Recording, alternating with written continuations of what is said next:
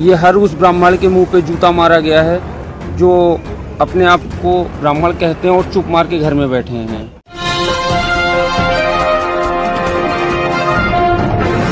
साथियों नमस्कार, मैं हूं नीरज पटेल और आप देख रहे हैं नेशन जनमत। उत्तर प्रदेश के रायबरेली जिले में सड़कों पर उतरी ये भीड़ किसी राजनीतिक दल की, किसी संगठन विशेष की नहीं, बल्कि ये उन जागरूक लोगों की भीड़ है जो अपने मन की आवाज को सुनते हुए महापुरुषों के सम्मान और समाज के स्वाभिमान के लिए सड़क पर उतर आई है।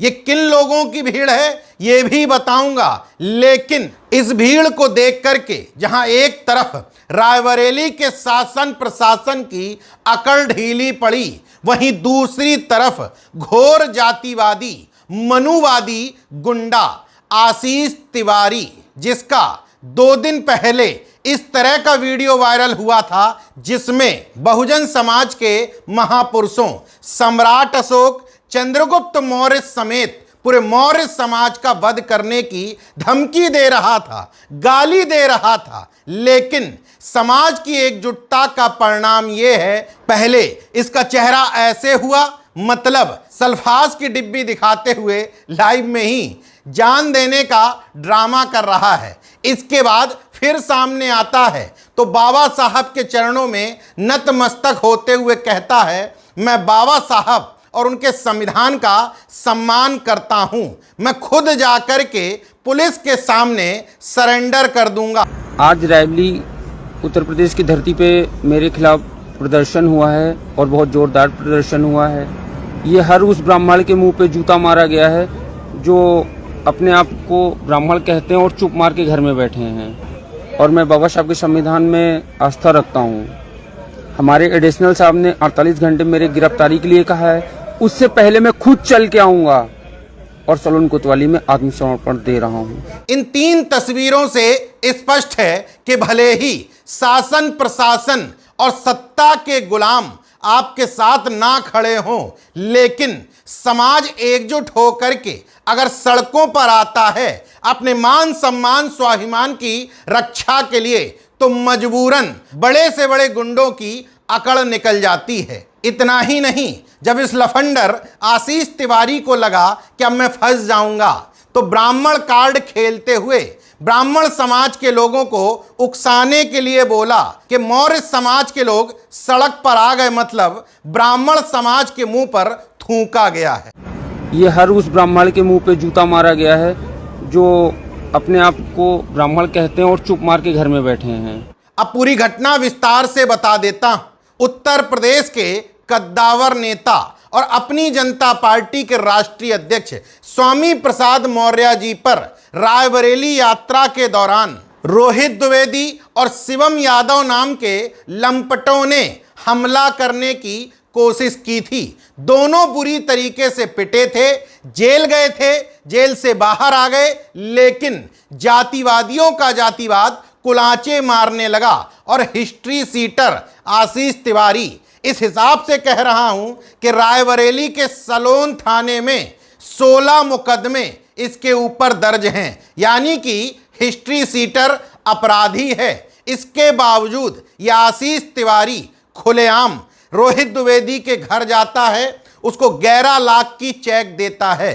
कायदे से पुलिस को उस समय ही मुकदमा दर्ज कर लेना चाहिए था, क्योंकि पुलिस की निगाह में अगर एक नेता पर हमला करने वाला रोहित द्विवेदी गलत है, तो उस हमले को सही ठहराते हुए जातिवादी एंगल देते हुए अगर आशीष तिवारी 11 लाख का चेक देने गया था तो वो भी गलत हुआ। लेकिन इनके हौसले इसीलिए बढ़े रहते हैं कि कुछ समाज विशेष के लोगों को इन सरकारों में गुंडई करने की, जातिवाद करने की छूट प्राप्त है। लेकिन ठहरिए, नेशन जनमत का एक और सवाल है। रोहित द्विवेदी के साथ एक और धर्म रक्षक शिवम यादव भी कूटा गया था, तो अगर रोहित द्विवेदी को उसी घटना पर 11 लाख का चेक दिया गया जिसमें वो जेल गया था, तो उसी घटना में जेल जाने वाले मनुस्मृति की व्यवस्था वाले शूद्र शिवम यादव को क्यों छोड़ दिया गया?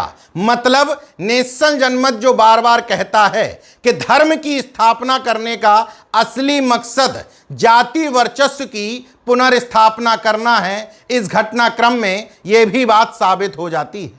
खैर, उसी छूट का यह परिणाम था कि आशीष तिवारी का एक और वीडियो वायरल होता है जिसमें न सिर्फ मौर्य समाज बल्कि बहुजन समाज की आन बान शान सम्राट अशोक और सम्राट चंद्रगुप्त मौर्य को गालियां बक रहा है, उनके वंशजों का वध करने की, सर काटने की धमकी दे रहा है। वीडियो में इतनी गालियां हैं कि मैं बीप बीप करके भी नहीं सुना सकता, लेकिन इसकी भावभंगिमाएं बता रही हैं कि किस तरीके से इसको अपने बाद वाले सरनेम पर घमंड है कि मैं कुछ भी कर लूं, मेरा कोई बाल बाका करने वाला नहीं।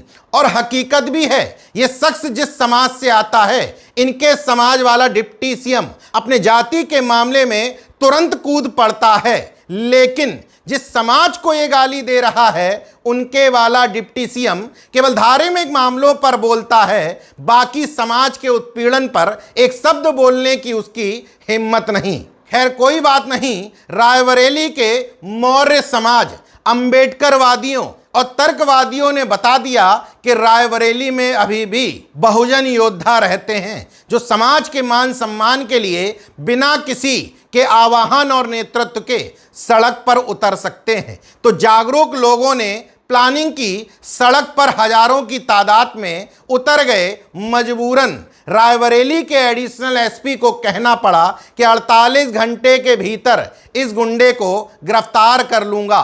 शाम होते होते एक वीडियो सामने आया जिसमें ये गुंडा स्टेशन पर बैठा हुआ दिखाई देता है और बाद में ट्रेन से कहीं भाग जाता है। अब इस पूरे घटनाक्रम का सबसे महत्वपूर्ण सवाल तो ये खड़ा होता है कि योगी आदित्यनाथ जी जो खुद को सख्त मुख्यमंत्री बताते हैं, उन्हीं के राज में 16 मुकदमे लेकर के एक हिस्ट्री सीटर खुलेआम धमकी देता है, कोई कार्रवाई, कोई गिरफ्तारी नहीं होती। बाद में जब समाज सड़क पर उतरता है तो मजबूरन पुलिस प्रशासन को कहना पड़ता है कि अब हम इस गुंडे को गिरफ्तार कर लेंगे क्योंकि बवाल बहुत बढ़ गया है। हालांकि जब मैं ये वीडियो बना रहा हूं उस समय तक आशीष तिवारी की गिरफ्तारी नहीं हुई थी, लेकिन रायबरेली पुलिस प्रशासन का कहना है कि वो मध्य प्रदेश में कहीं छुपा हुआ है। हम खोजने की कोशिश कर रहे हैं और जल्दी पकड़ करके उसे रायबरेली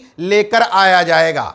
बहरहाल, अब गिरफ्तार किया जाएगा ये अलग मसला है, लेकिन इतना सब करने के बावजूद 16 मुकदमे दर्ज होने के बावजूद इस शख्स पर अभी तक गैंगस्टर के तहत कार्रवाई करके जेल में क्यों नहीं डाला गया?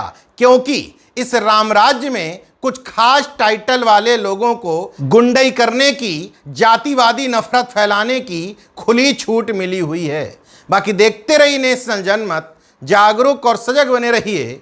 जय विज्ञान, जय संविधान, जय लोकतंत्र। धन्यवाद।